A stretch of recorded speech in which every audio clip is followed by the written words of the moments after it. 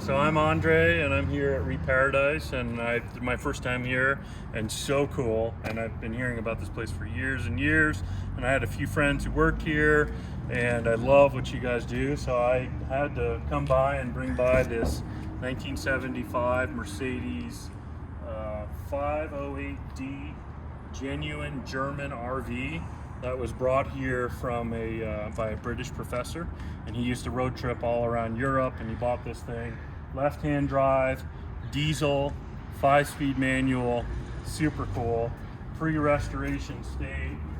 Just like I think anything that ReParadise does, especially Airstreams, is that there's ROI involved. So if you buy a Sprinter, it's great, but it might lose value. Whereas something like this, one is because it's so mechanically simple. It's like a blank slate.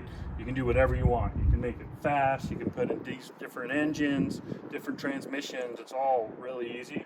And then the more you restore it, the more valuable it gets. So finding one like this is very rare and makes them pretty valuable.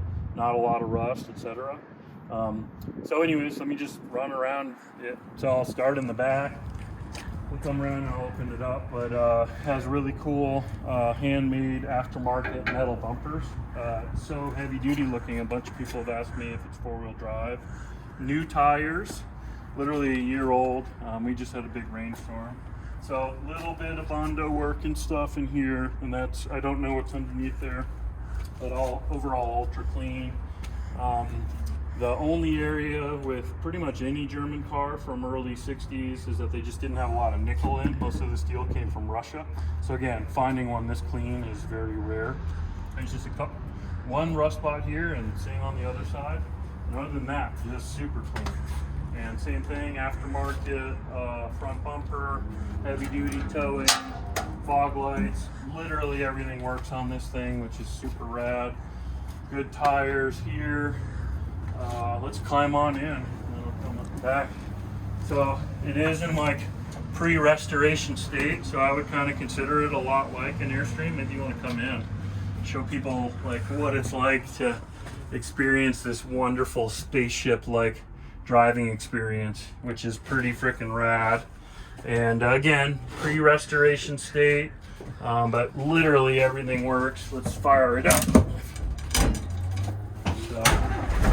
Boom.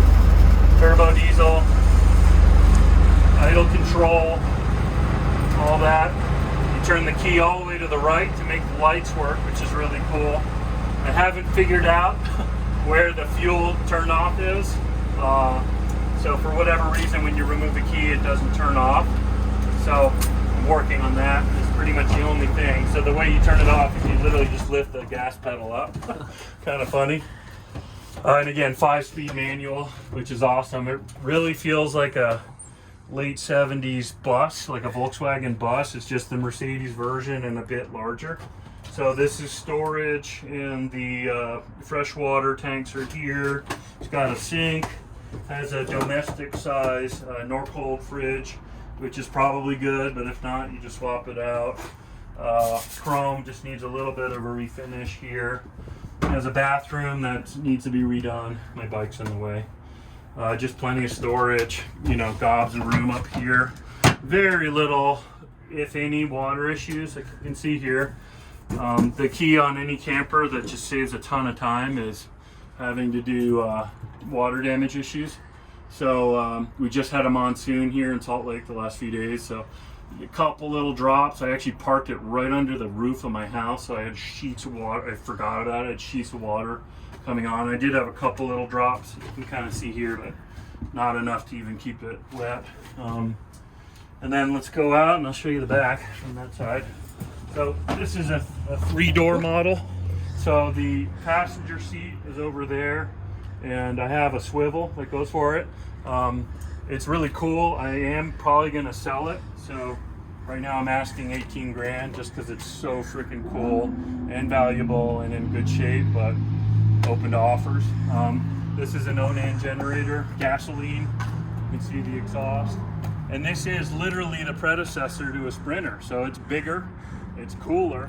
I mean, just driving here, I had like people giving me thumbs up and all sorts of stuff. Massive windows. So this is the sleeping area. And again, guys, like ReParadise, you can redo this thing however the hell you want.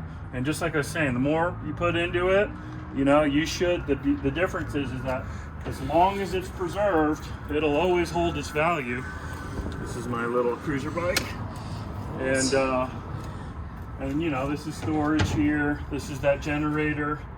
So green Onan generator. There's a little fuel tank here. You know, and things like that. And floor's good, etc. And so again, you put 100 grand into it, if it's even that much, and you're 120 grand into this thing, and you can sell it in a second for 120 grand. So that's what's kind of cool, and that's again why I love what these guys do. They're so creative, etc. So this is storage, and then the bed compartment would go here. I'm 6'5", so I'm a pretty big guy, so I'm just a little bit too narrow. I think it's about 6'3" is the width. And then you have a board or something that goes in here, and then you have bedding on there. That's just the way it's originally set up. Or actually, I'm sorry, it has a table that drops down, and then you have your bedding. But it also has table area up there, etc. So that's pretty much it, and I'll give you guys my Instagram. Reach out with any questions, and thank you so much. Thanks for making this video about my cool ass camper van.